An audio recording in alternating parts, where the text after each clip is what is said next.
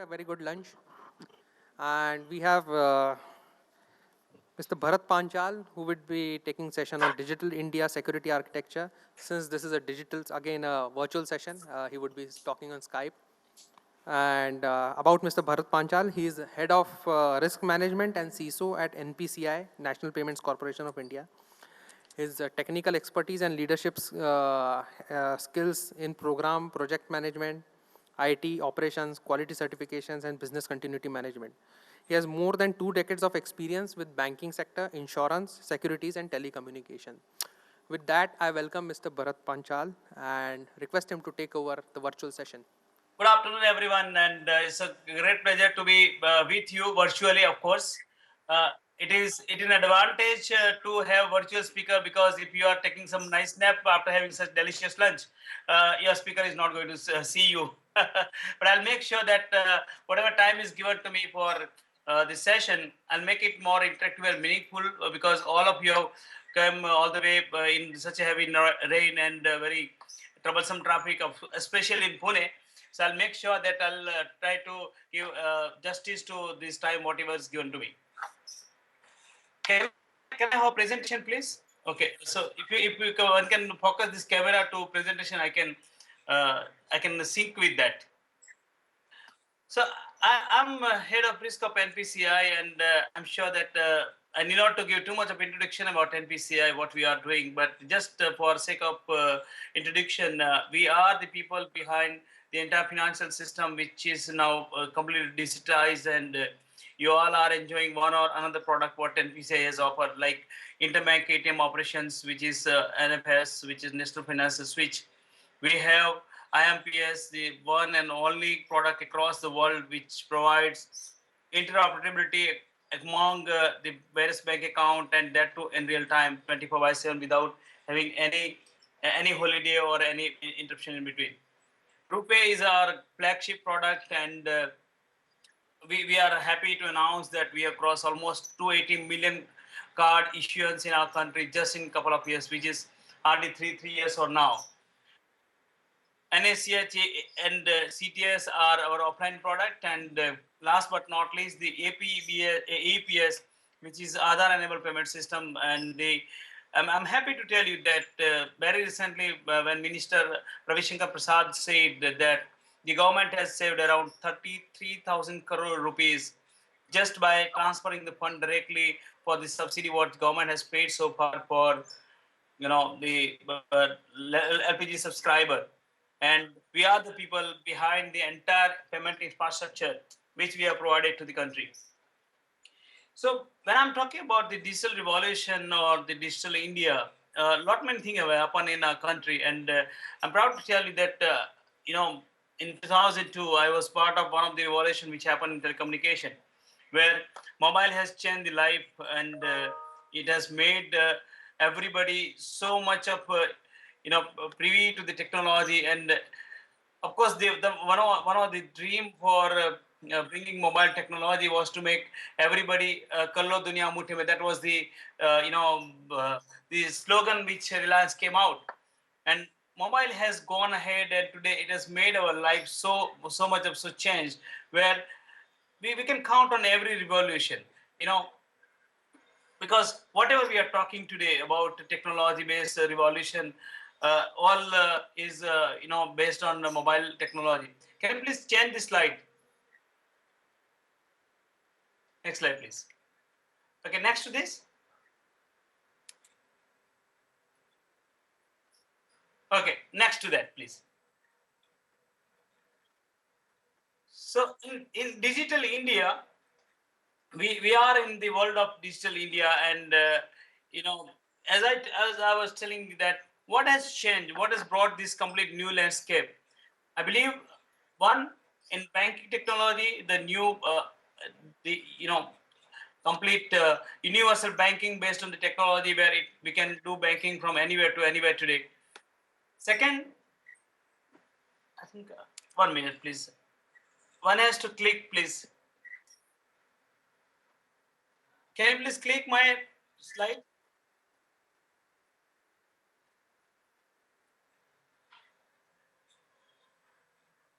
Okay. Next, please.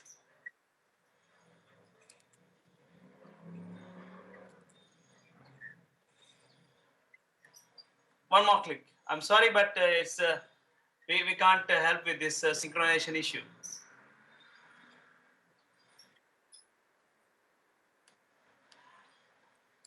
Okay. So, well, what I'm trying to describe at at this stage, that the new landscape which is changed completely based on technology. One, we have moved the entire banking as universal electronic banking using the technology. The technology enabled business environment, which has completely changed the way we were doing business. The mobile money, the e-commerce, the digital wallet, which has made everything possible just on fingertips. Last but not least, the digital governance or digital government transfer and payment, as I was just telling you about the DBTL, which is, I think it is just a beginning. Government is thinking to transfer each and every subsidy or each and every benefit going to the citizen of country.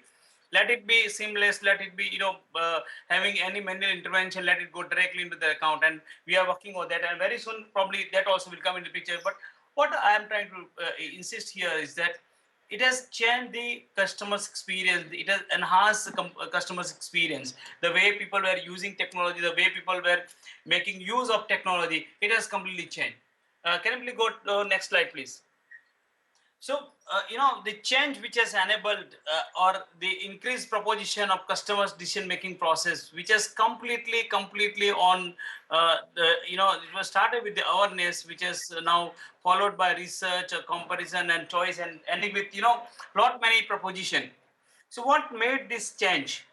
In my view, there are three major things which has brought the revolution or the kind of change of perception about using technology. First, I think it is banking penetration, the way the financial inclusion has succeeded, and in the last couple of years, the way it has grown at the speed that has reached to the major part of this country. Second, internet penetration. We are having around 10 million people joining on the internet every month. New users are coming, and data explosion is about to happen. But and last is about mobile penetration. Around 1 billion mobile handset in our country itself is a big number, and it shows the big market. So all put together, I think the factor which have drive the digital growth of India, one, of course, the enabling regulation, the technology evolving, and I think India is one of the fastest country to adopt new technology. Changing customer behavior is also one of the factor, because the money at the disposal for consumer is also getting increased, and that's what is changing the customer behavior, going more and more shopping and getting more and more penetration of various market in our country. Rise of internet and mobile device, and very innovative business model. All these are the in my sense are the enabler for the changes. Next slide, please. Okay. So when it comes to data, I think in 2008, the number of things which was connected to internet was almost at par to the population on this earth. The world which is going to be tomorrow, it is going to be completely different place. You can clearly see 2010, it has exceeded the number of people, and by 2020, it is going to be 50 billion, and that's what we are talking about, the Internet of Things and things like that. The velocity, the volume, the veracity of the data, it can create immense strategic value for any country. But at the same time, it can provide an intelligence to enemy. It can provide the kind of input what our rivals or our competitors want to see this. Next, please.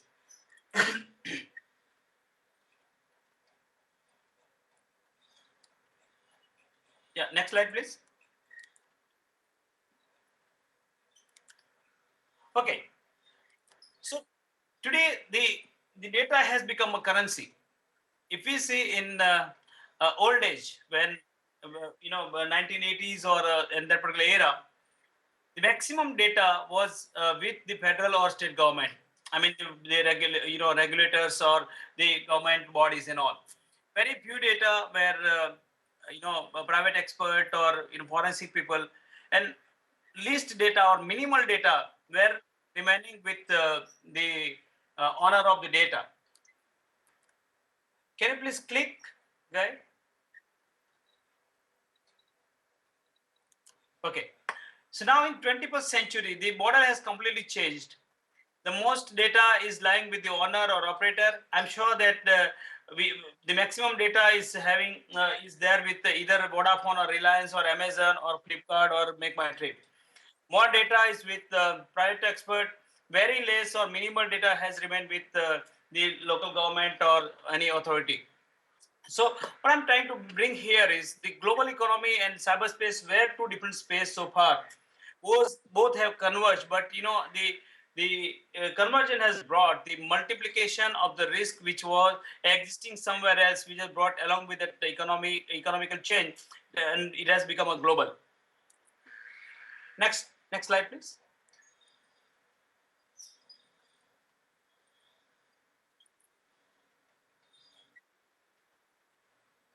So what this globalization has brought to us, the globalization of be it a business, be it a technology, which has created a cyberspace which is expanding every minute, ever expanding. The defense is very very expensive if something goes wrong, and I'm sure that many of you may be knowing that now. DDoS is being offered as a service over internet where you just pay 3,000 rupees and bring down anybody's website. Vulnerability is in all platforms. No one can assure that they are safe, secure, and always reliable. It is not possible. The major issue, what in my sense, that anybody can launch attack from anywhere. A person sitting in Ukraine, he was advising people sitting in Agra. Agra person was directing somebody standing in the ATM at Surat, and ultimately that was the process of installation of malware. And using that malware, somebody withdraw entire money in a single command from the ATM, which was around 10 lakh rupees. And that was happened last year in multiple ATMs at Surat, Ranchi, and some part of this country. So I believe that attacking from anywhere and anybody can come and launch the attack. Now it's become a commodity. Next slide, please. So, many years ago, there were some headlines, and it was like, seen as something new coming to this country or to the world, that mobile device will be a mainstream option for any retail or business payments.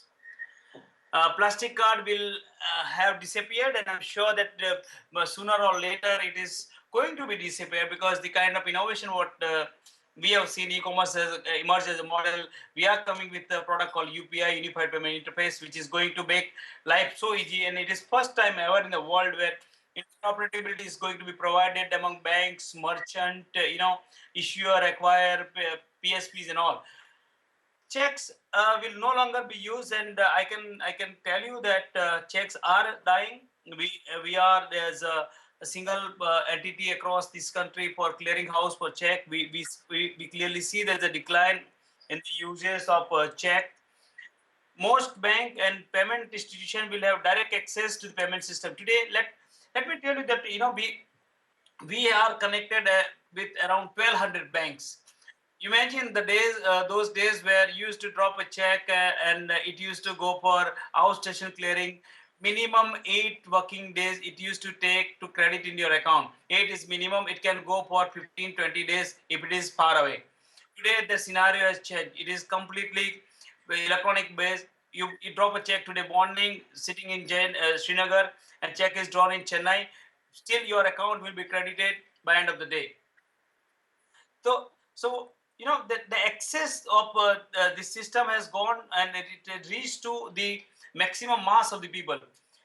When we came out with the RuPay brand, in India hardly 32 banks were issuing debit card.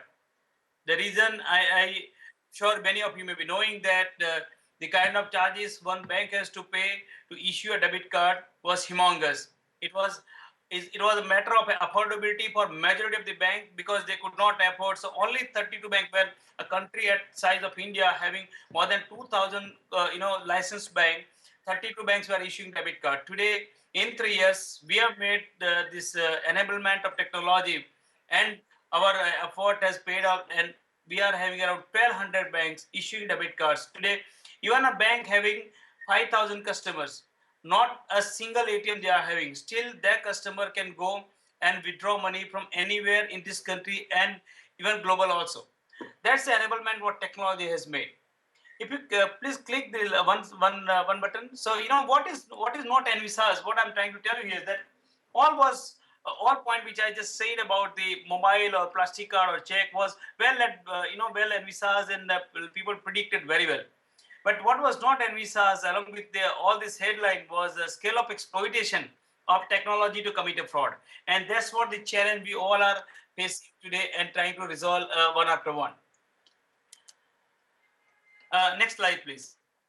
So, okay, am I on this slide of common overconfidence? Okay. So, some of the things which some of you may not like, but that's a reality, and let us accept this as a reality, because we believe that we are not that big to be targeted. Why we are falling into a trap? Why we are falling into a trouble? We are not that big to target it. Anybody is clicking on my slide, because there is animation, so one has to click. So one after one, the animation will come. Okay.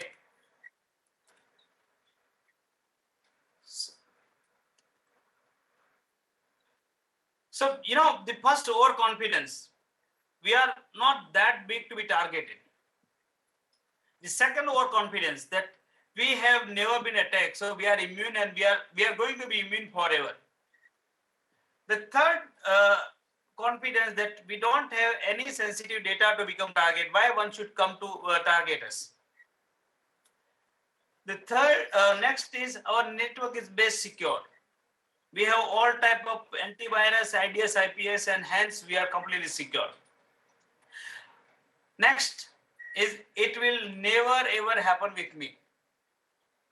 Last but not least, we are ISO and PCI DSS certified. If we go back and map all this with the major incident happen, they all were having everything in place. Let's talk about the target attack happened in US some time back, where it was only a HVAC engineer who got this flow and got this damage. Simultaneously, I happened to be in Bangladesh in December last year, and I had a privy to discuss with the governor of Bangladesh Bank and all top officials, because I was invited as a cybersecurity expert and I was giving a presentation. So I asked the bank official that how the security post, especially in the banking sector. So some of the answer which I got are reflected in my current slide, that we are having this and that and all these things. And unfortunately, after the incident happened, I was involved into the investigation also. The reality was completely different, and that was that has paid a price, and we all know how much price they have paid for that. Next slide, please. Okay, so the cyber risk or cyber security, so far it is considered it is a IT risk or something which technology has to deal. They have to keep the antivirus and the kind of firewall and everything in up to date, and it is technology's job. I think the constant evolving cyber threat landscape has completely changed this behavior. The assumption, and the digital channel especially, and I would not restrict only to the financial sector, but across the because be it technology, the banking, finance, or insurance, or telecommunication, or e-commerce, or any bit per se, pharma or textile, everywhere. Technology is, there is a heavy dependency on the technology. Everywhere these risks are existing. So eventually this technology risk has completely changed, and it has become business risk. Now every board, every level, even the Prime Minister Modi himself said about the security risk last week when he was talking about Mann Ki Baat. He did mention about the cyber risk and fraud, what the way it is happening in the country. So, eventually what is happening that the lines between the threads, which was earlier separately seen, like hacktivism was something which was specific to a group of cyber army, was trying to do espionage and damage the country or the organization's reputation. I think that is completely, this lines between these various group have been buried, and they all have become united. And the targeted attack are, it is not limited to financial gain or only to defame the country. It has much more, and hence the cyber security or cyber risk has become a business risk. Next slide, please. So I have some prediction to be made. Though we are halfway, almost 7 months are over, but this is the prediction which I picked up from experience. Some of them are not definitely applicable to India, but this is what is going to happen in 2016. The EMV chip and PIN liability, in US now it is mandated by this year. The EMV chip and PIN liability is shifting, but the reality is there for sure that it is not going to stop the payment breaches, or it's not going to stop the fraud. The same story here in India. We are moving towards EMV next year, 2017 September. All our ATMs will be EMV enabled. The EMV card is already been mandated from 1st of February 2016. All new cards are being issued with chip, and whichever are left now, the transition period is also decided. But eventually, the point what I'm trying to make is that it is not going to stop the fraud. Fraudster will find out some other loophole. The second prediction is about a cyber conflict between countries will leave consumer and business at collateral damage. Ultimately, we have seen that some of the banks or some of the critical infrastructure being always targeted by Pakistan or Chinese activists and or this kind of thing. That is going to be rather, it is going to be expanded more and more countries, and more countries are going to be part of that group for fighting with each other for cyber conflict. The big healthcare hack will come in the headline, but my worry is, especially in our country, hacktivism is going to come back. And today, I'm not saying that I'm predicting, but my sense is that the way certain things are taking shape, certain patterns we have seen in a couple of months, I think that hacktivism has gone beyond damaging any organization or the country in financial part. It is going much more beyond that. Everyone has to be, be cautious about that, and that's what one of the prediction in my sense. Next slide, please. So I was talking about the Bangladesh breach, and that's where the security has played a big role in a negative character, because that's where fraudster could gain enter into the system. So what happened? The total damage was about to $951 million, and the 35 orders which was transferred using the fraudulent system or the compromised system.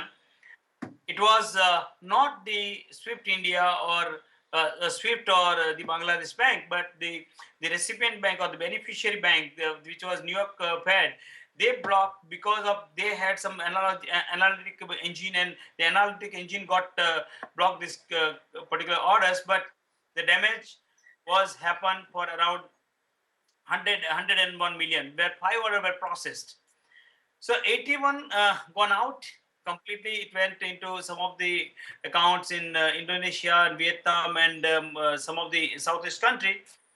Only 20 million remain intact, because it was a stupid mistake done by the hacker, this hacker or the fraudster, where he misspelled the spelling of that NGO, which was Halika, and because of that only the system had its own validation, which stopped this particular transaction. So, where security played a role, and how this has happened. Can you please go to the next slide, please? So, if you see that the first, Swift Alliance server, it was the server which was, the first compromise, where access was gained at the administrator level. The fraudster entered into that and put the malware. Once the malware was installed and it started its work. The second thing what they did, that they did the complete decryption of the config file, which was you know which was having a control for some of the rules or scan with a swift message. They compromised that file. The third, they went into the application and bypassed all the validity check with the database, with the application and everything. And as you know, in the swift processing, there are printed advice as well. So whenever there's a transaction fired, simultaneously there's a print advice also come out. These people compromise that print system also, and got this complete $101 out. Okay, so next please. So come back to the country. I have some old data, but there's a reason why I